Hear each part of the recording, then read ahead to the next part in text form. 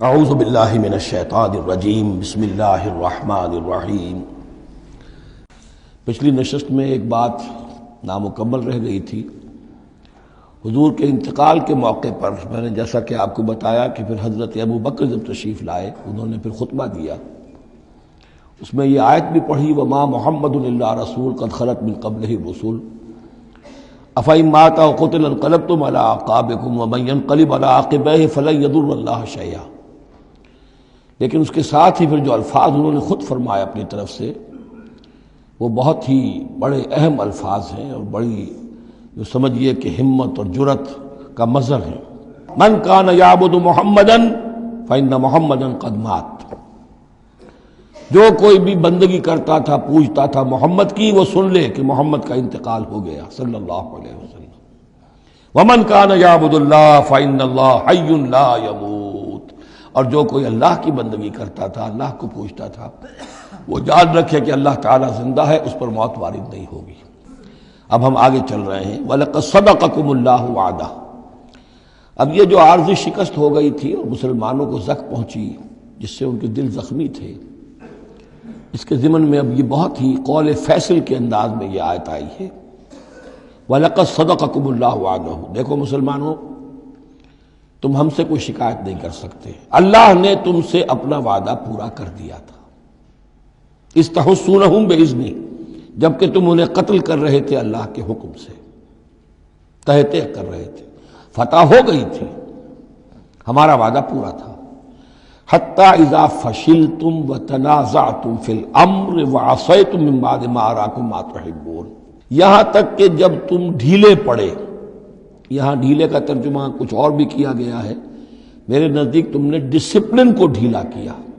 نظم جو ہے سم و طاعت، اور سم و طاعت میں ظاہر بات ہے کہ ایک ہی شخص کی اطاعت نہیں ہوتی۔ حضور صلی اللہ علیہ وسلم کی اطاعت بھی فرض تھی، اور حضور نے کسی کو امیر مقرر کیا اس کی اطاعت بھی فرض تھی۔ آپ نے فرمایا من اطاعنی فقد اطاع اللہ، جس نے میری اطاعت کی اس نے اللہ کی اطاعت کی۔ ومن عصانی فقد عصى اللہ، جس نے میری نافرمانی کی اللہ کی نافرمانی کی۔ ومن اطاع امیری فقد اطاعنی، جس نے میرے مقرر کردہ امیر کی اطاعت کی اس نے میری اطاعت کی۔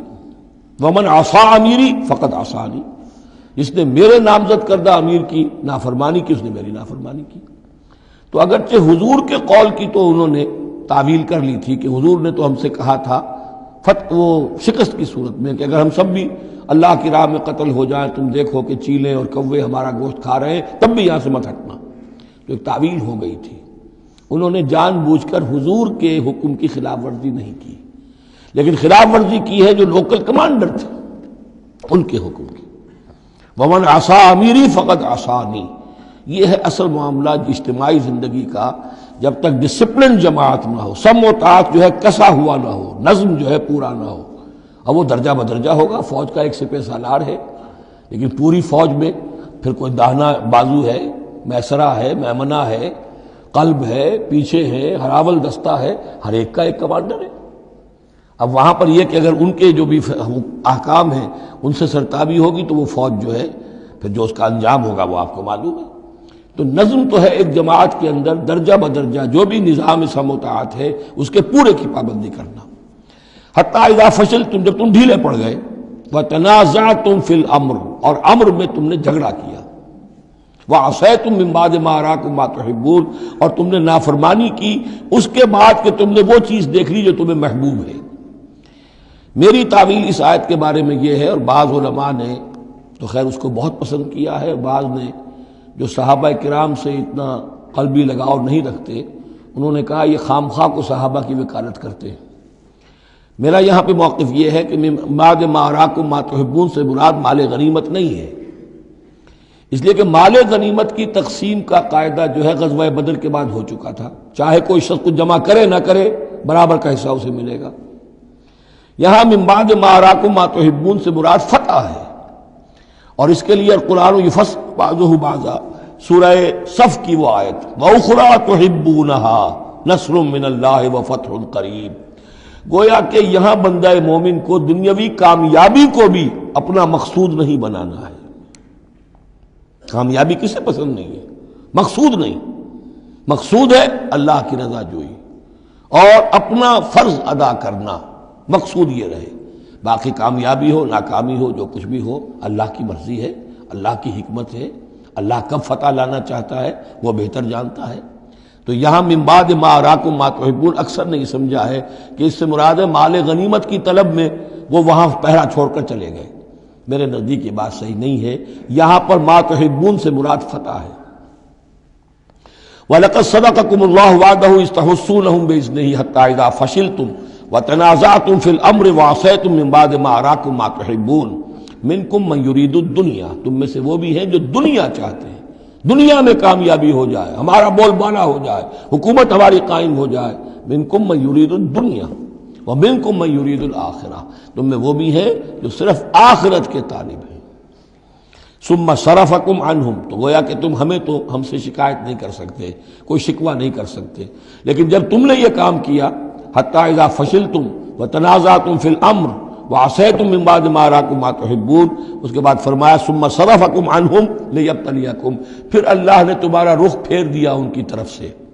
پہلے تو یہ تھا کہ وہ بھاگ رہے تھے اور تم ان کے پیچھے ان کا تعاقب کر رہے تھے، اب وہ الٹا معاملہ ہو گیا کہ اب تم پیچھے اپنی جان بچانے کے لیے ادھر ادھر جا رہے ہو۔ لیبتلیکم، تاکہ تمہیں اور ابتلا میں مبتلا کرے، امتحان اور لے تمہارا۔ وَلَقَدْ عَفَا عَنْكُمْ، لیکن ساتھ ہی معافی نامہ بھی ہے، اللہ تمہیں معاف کر چکا ہے۔ جو بھی خطا ہو گئی ہے، جو بھی غلطی ہو گئی ہے، کسی سے ہوئی ہے، اللہ نے معاف فرمایا۔ وَاللَّهُ ذُو فَضْلٍ عَلَى الْمُؤْمِنِينَ، اور اللہ تعالیٰ اہل ایمان کے حق میں بہت فضل والا ہے۔ اِذْ تُصْعِدُونَ وَلَا تَلْوُونَ عَلَىٰ أَحَدٍ، جبکہ تم چڑھے جا رہے تھے پہاڑ پر، کوہ احد پر جان بچانے کے لیے، وَلَا تَلْوُونَ عَلَىٰ أَحَدٍ، اور پھر کسی کی طرف مڑ کر نہیں دیکھ رہے تھے، وَالرَّسُولُ يَدْعُوكُمْ فِي أُخْرَاكُمْ، اور رسول صلی اللہ علیہ وسلم پکار رہے تھے تمہیں تمہارے پیچھے سے۔